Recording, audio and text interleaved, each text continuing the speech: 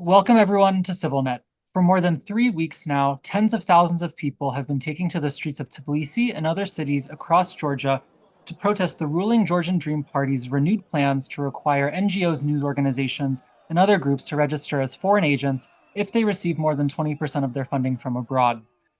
Tensions escalated sharply last week, with law enforcement cracking down on demonstrations, detaining and injuring dozens of protesters. Nonetheless, the protests have continued and show no sign of stopping.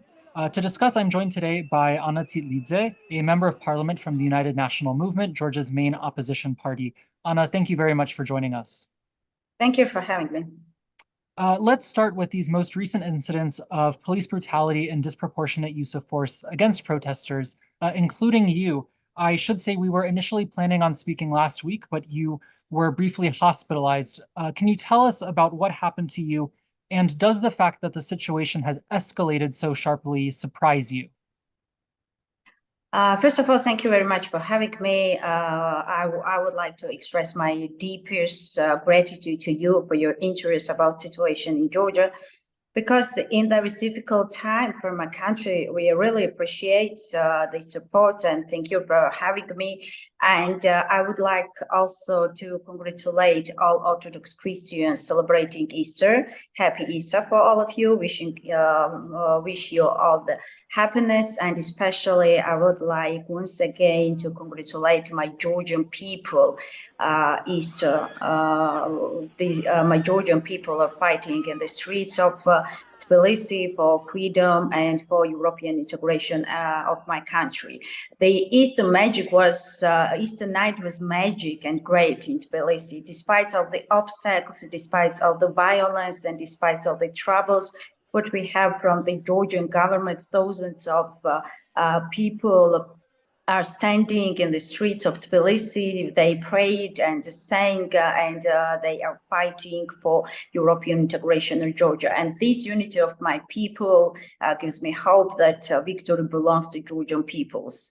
As you know, this protest raised then the Georgian Dream decided to reinitiate the Russian law in the parliament of Georgia again. And thousands of Georgians protesting this in the streets of Tbilisi and around the country. Then the special forces and police started to crack down the manifestation. We have a lot of injured people. They were shot people by the ice, gas, rubber bullets, and pepper sprays. As I mentioned, we have arrested young people. More than 63 people are arrested. A lot of them are in the hospitals. Also, police was taken and beaten brutally. The chairman of biggest oppositional party, UNM, Ivanishvili, they also brutally beat young people. I was also injured and was in the hospital when I tried to help the woman who tried to escape from the Robocops. But it's not first time then special forces and police tries to crack down these peaceful manifestations. But Georgian people are very unite, and we know that there is no way back, because the last speech of Ivanishvili was so brutal. He declared that he's going to change Georgia's foreign curse. He blamed Europe and the United States that they wanted war. And in his last speech, Ivanishvili said openly that he will do everything to keep the power. He does not care about the peoples, and he doesn't care about the European integration of Georgia, because why? The peaceful manifestations and rally are standing in the streets of Tbilisi and around the country. Ana, thank you very much, and you bring up a lot of points that I want to get to. I just want to ask specifically, if you don't mind sharing what happened to you. I think it's different for people to hear in general terms that people were injured versus hearing a personal story. If you don't mind sharing what specifically you experienced. It's not first time when I was in Georgia. This manifestation because I know how to react when the Robocops try to beat you and to injure you. What happens in the streets of Tbilisi? I mean, what did these Robocops and special forces of Ivanishvili? It's alike that happens in Russia and in the Belarus when they beat the young people.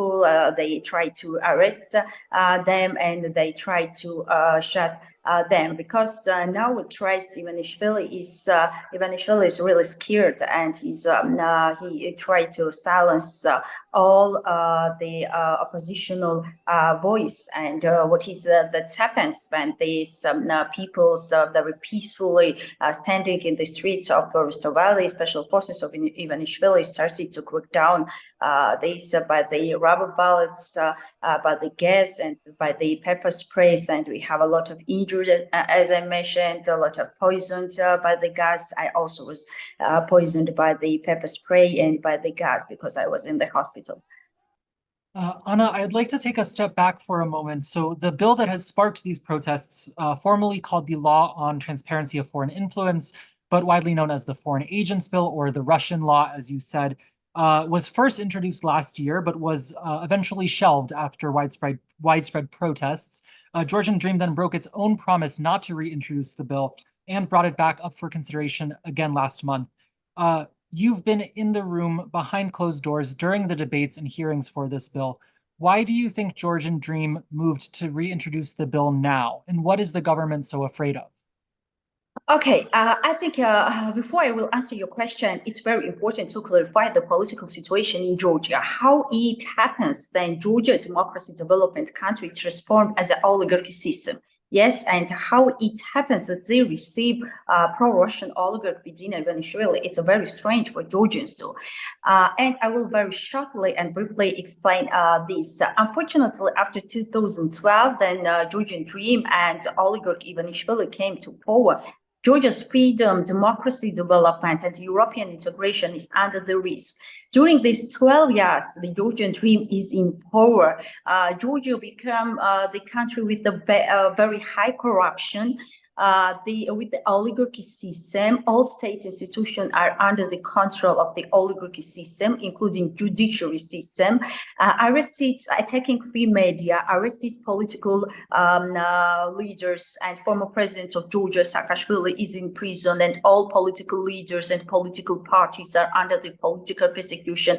It's the first time that the history of Georgia that United States sanctioned 4 judges because of the clan members and corruption. United States also sanctioned close person of Ivanishvili, former state prosecutor of Georgia, Ana Tsitlidze, declared him as the agent of Russian influence. And can you imagine this situation that happens in Georgia now? And this is why they received during this 12 years then Georgian Dream is in power.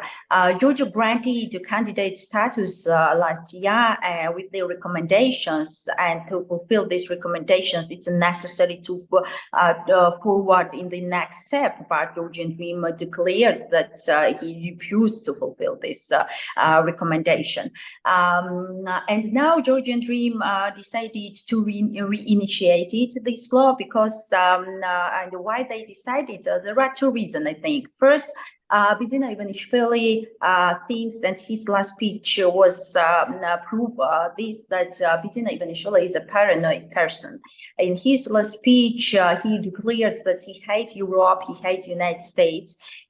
He is going to change Georgia's foreign policy because he believes that global war parties and the Europe and United States are part of these global war parties who tried the second front in Georgia.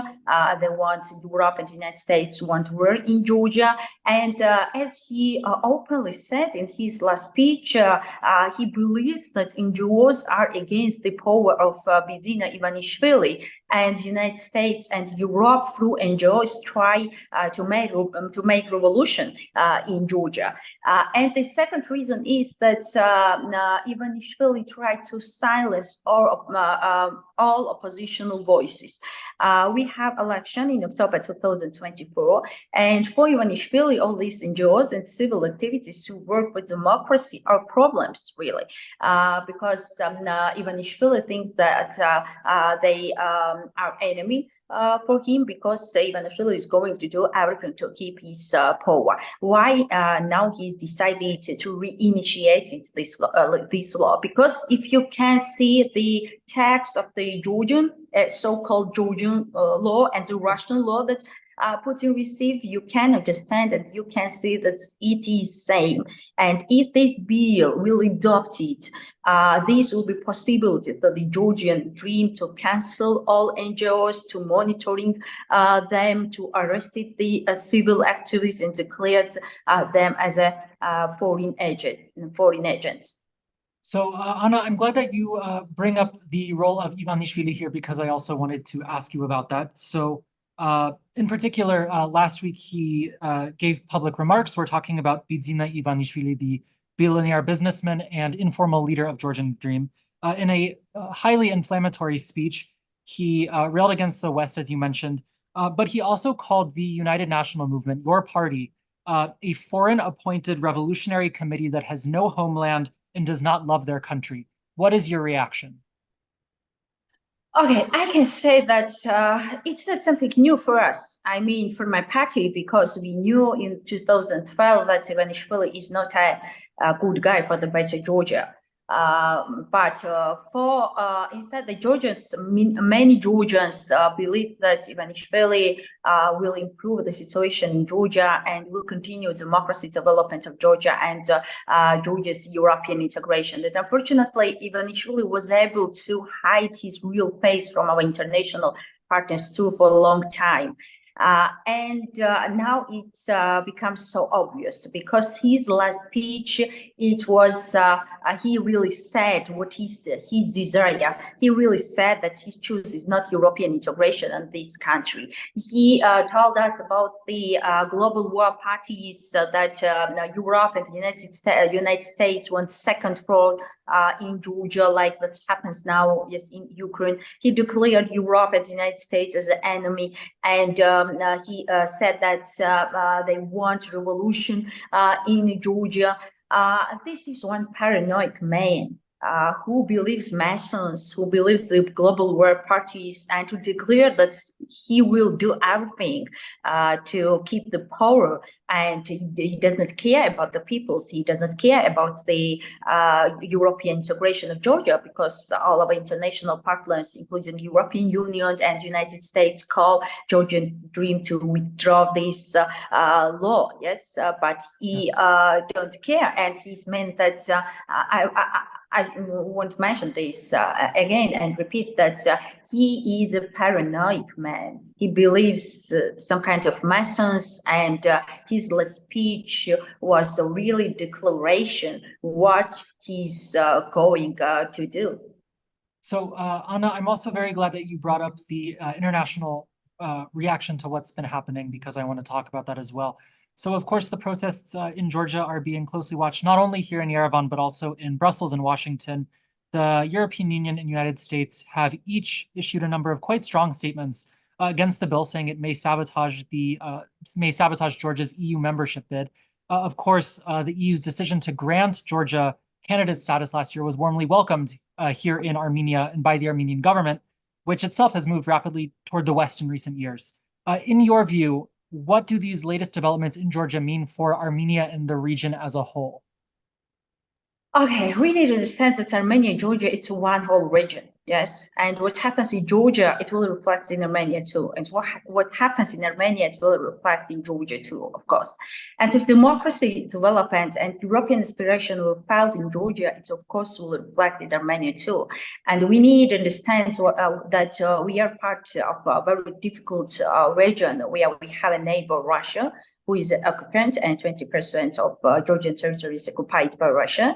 He is a neighbor who wanting to occupy all the states. And according to this, what I mentioned, for Armenia, of course, and for Georgia, if Georgia will fight in this fight, it will reflect to Armenia too, because for Armenia, for Georgia, democracy development of our countries and European integration is vital important. And finally, I just want to ask about what you expect to happen next. So as I understand it, the Foreign Agents Bill requires a third reading or a third round of debate in Parliament before it can be sent to the president. President Salome Zurabishvili has vowed to veto the bill, but Georgian Dream can overrule her veto. From what you know on the inside, what is going to happen? Okay, it's very difficult to say because, as I mentioned, Georgian Dream and Ivanishvili is going to do everything to keep his power, and now we know what to do. We are going and we are going to continue fight inside the country. I mean, peaceful demonstration, because thousands of Georgians and young people are still protesting in the streets of Rustaveli and around the country, and they know that they have no way to back. And we have no way to back. It's about our freedom and about our European integration. We don't care about special forces of Ivanishvili. We don't care about the Robocops, and we will fight. But we need to also understand the difficulties of this situation, and Georgian people need international support too. And we really appreciate international support from our international partners. I mean, from European Union, from United States. The statement is very good, but we need concrete actions. And these concrete actions is to ensure sanctions by Ivanishvili, to ensure sanctions by the family of Ivanishvili, to ensure sanctions to the leaders of the Georgian Dreams, to issue sanctions to the chief of policies and as representatives of special forces. This would help Georgian people to fight inside the country and for freedom and for European integration. Well, Ana, thank you very much for joining us and helping us understand the situation a bit better. We appreciate it. Thank you very much. And thank you for joining us on CivilNet.